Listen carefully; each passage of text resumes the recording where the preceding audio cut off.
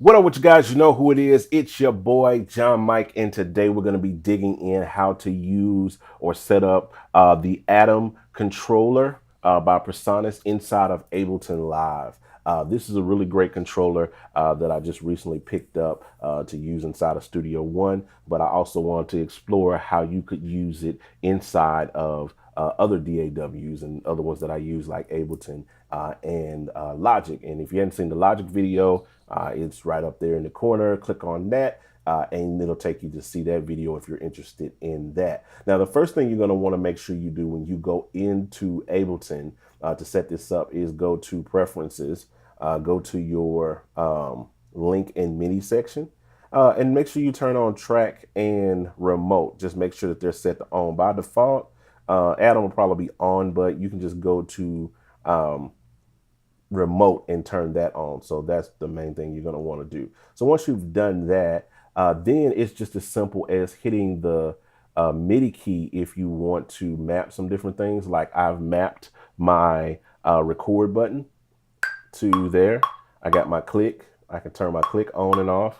I can stop and I can even play just by using that because I mapped it here inside of the MIDI. So if I wanted to say map these volume sliders, these knobs to control volume, I can do that. I can click here for this and then here for that. And then now I can control those sliders, those volume knobs, volume sliders in Logic in Ableton with the knobs right here. So that's pretty cool. And then you can map any of these because any of these buttons send MIDI CC data. So you can map any of these buttons to do anything that you can map inside of Ableton. But also playing it just like it's an instrument. On this track, I have loaded up a Ableton drum rack or what have you, as you can see down here in the bottom. And I can just play the pads just like I would anything else. I can even bank over. So if there's another bank, which in this particular instrument, there's only one bank of sounds. But if I ever need to bank over to get multiple sounds, I can easily do that by hitting the bank button. Now, by default, these pads are velocity sensitive. So I can hit loud or soft and get that, but I can hit full level just like I can in Studio One and get these to play at their full volume.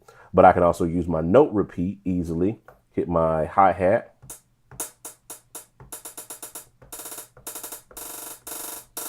So it's pretty cool how you can set this up and use it easily inside of Ableton. So any of these buttons can be mapped because they send out MIDI CC data. Same goes with the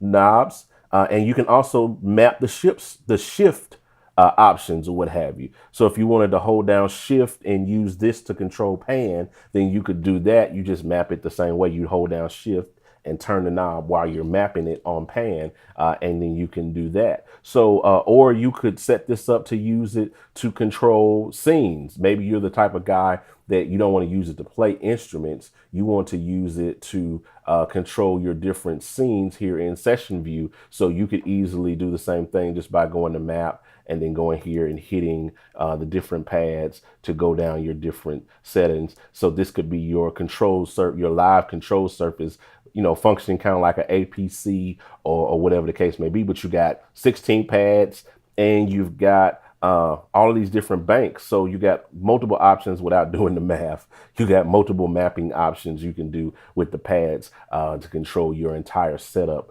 if you wanted to inside of Ableton. So that's pretty much it.